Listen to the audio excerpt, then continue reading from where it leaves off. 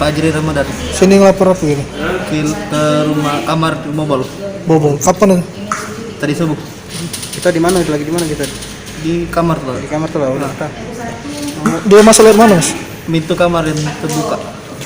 Pintu kamar tuh cuma ditutup tali, Bay. Enggak dikunci, dari gembok. Jadi dari pintu depan apa? Pintu depan, pintu kamar atas, manjat ya. Oh, manjat. Yang dirusaknya berarti. Enggak ada yang dirusak. Dia naik apa lihat kira-kira, Mas? Pintu dari samping, lalu naik tembok. Apa yang diambil? Laptop, HP, sama jam tangan. Kita tidak sadar dia pas masuk ke rumah. Tidak sadar baru tidur. Oh, lagi tidur. Itu barang-barang ditaruh di mana, Mas?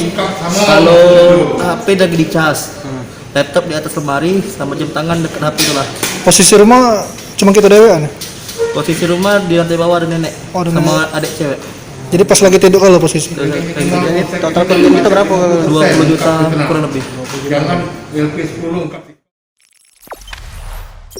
Jangan lupa subscribe, share, komen, dan like ya.